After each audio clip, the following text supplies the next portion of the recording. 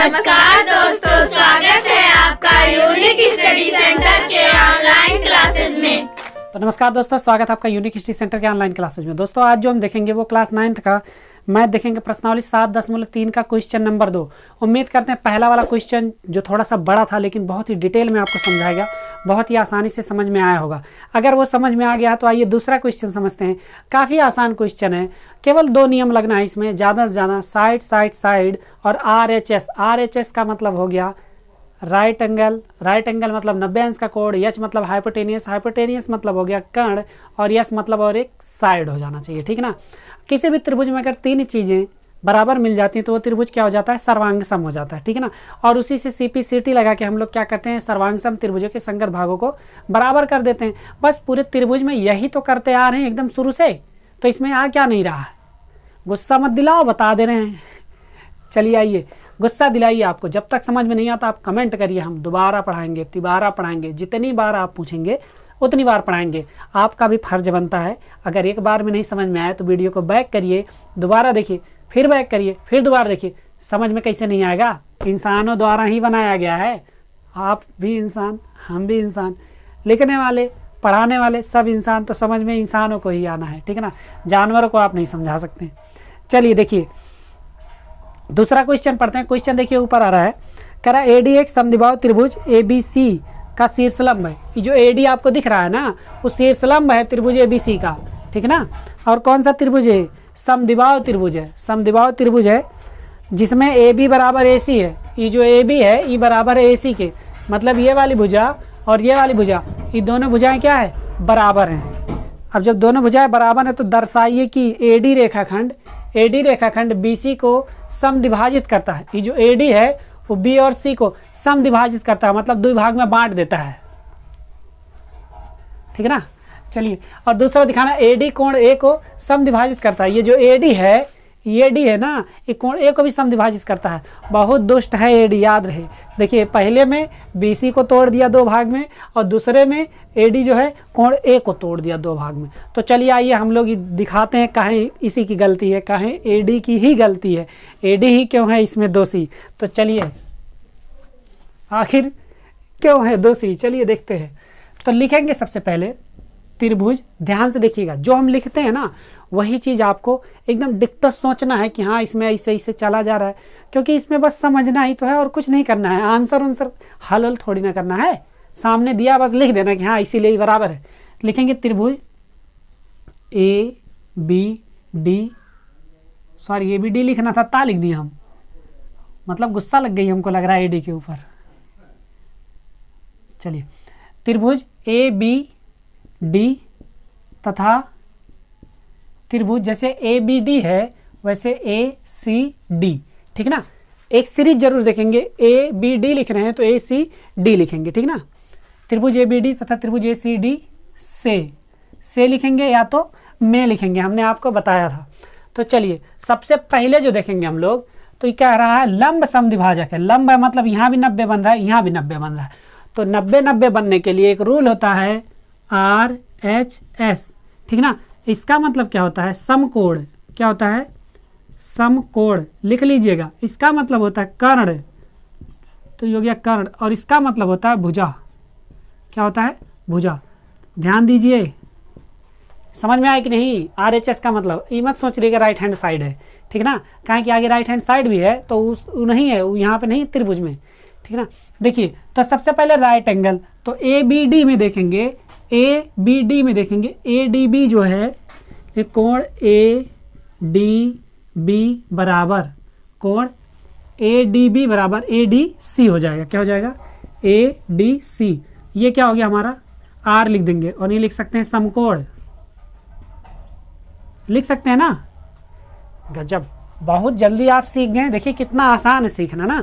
चलिए तो ये हो गया। अब हाइपोटेनियस की बारी। हाइपोटेनियस कर्ण, 90 अंश के सामने की भुजा क्या होती है, कर्ण होती है। 90 अंश के सामने की भुजा क्या होती है, कर्ण होती है। तो दिया गया है भैया AB बराबर AC, और ये क्या आ गया हमारा, कर्ण हो गया, मतलब इसको लिख देंगे H, और ये लिख सकते हैं कर्ण। और एक चीज़ लिख सकते हैं, दिया है ये आपके क्वेश्चन में ही दे दिया गया है, ठीक है ना। हो गया ये। और देखिए अभी क्या, अभी एक साइड चाहिए। क्या चाहिए, साइड। ये तो हो गया, ये भी हो गया। अब एक साइड चाहिए। साइड कौन सा मिलेगा दोस्तों?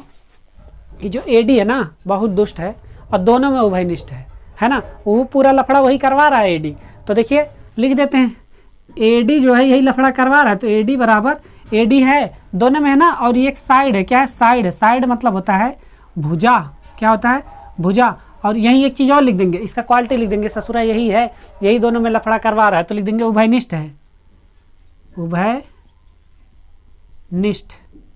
ठीक ना? देखिए कितना बढ़िया से समझ में आ गया ना। और यही आप त्रिभुज समझते समझते पूरा एकदम गुड़ गोबर कर देते हैं। तो लिखेंगे RHS सर्वांग समता नियम से। ठीक ना? RHS सर्वांग समता नियम से त्रिभुज ABD सर्वांग सम हो जाएगा त्रिभुज ACD। हमने कई बार आपको बताया, नीचे बराबर का और ऊपर समरूप का जहाँ निशान लगा हो वो दोनों को मिला के सर्वांग सम हो जाता है। ठीक है ना? हाँ, घबराइएगा नहीं, जाइएगा मत कहीं, देखते रहिए हमारा एपिसोड त्रिभुज। तो देखिए ये हो गया, हमको ये पता लग गया कि ये वाला जो त्रिभुज है और ये वाला त्रिभुज, ये दोनों त्रिभुज क्या है? सर्वांग सम है। अब जब दोनों सर्वांग सम है और इस ससुरा जो हमारा एडी है ये दोनों में लफड़ा करवा रहा है, तो अब ये बताते हैं कि लफड़ा कैसे कैसे हो रहा है, क्या चीज का लफड़ा है। ठीक है ना? ये चीज समझ में आ गया। और सबसे पहला इसमें जो पूछा है, देखिए ये चीज हटा दें।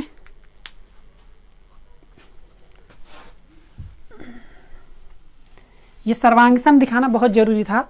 इसी से हम लोग ये बताएंगे कि हाँ ये जो एडी है वो क्या क्या कर रहा है किसके साथ। ठीक है ना? तो देखिए एडी रेखाखंड BC का को समद्विभाजित करता है। अब जरा देखेंगे, इसी से लिखेंगे त्रिभुज ABD सर्वांगसम त्रिभुज ACD। ये हो गया ना।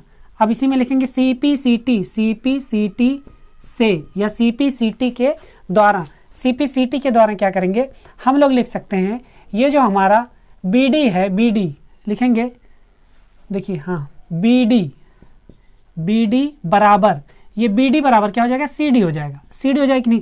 देखिए BD बराबर CD मतलब ये बराबर ये हो गया कि नहीं? तो पहला वाला आपका सिद्ध हो गया। क्या हो गया? पहला वाला आपका, ये हम लोग दर्शा दिए कि जो AD है वो क्या कर रहा है? BC को दो बराबर भाग में बांट रहा है। तो यहां लिख सकते हैं, अतः AD जो है, AD ये AD है ना, यही परेशान करके रखा, AD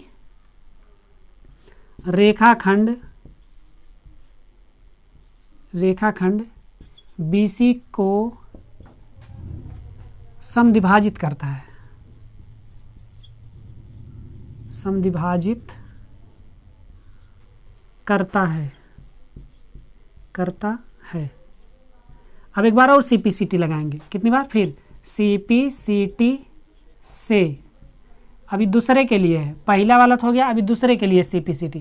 अब देखिए CPCT क्या कर रहा है? AD कोण A को समद्विभाजित करता है। ये जो AD है कोण A को समद्विभाजित करता है। तो लिखेंगे कैसे? कोण BAD बराबर BAD लिखें तो CAD लिखेंगे, CAD। देखिए ये दोनों कोणों को बांट दिया कि नहीं? बांटा ना, ये कोण और ये कोण। कहने का मतलब ये कोण और ये कोण भी दोनों क्या हो गए? बराबर हो गए कि नहीं? तो AD की ही तो गलती है। ससुरा यहाँ आके क्या किया? ये दोनों को बराबर बराबर बांट दिया और यहाँ आके ये वो बांट दिया। लेखपाल है का? लेखपाल तो नहीं है ना। चलिए, तो ये दोनों कोण भी क्या हो गए? बराबर बराबर बढ़ गए। तो लिख सकते हैं अतः AD कोण A को समद्विभाजित करता है।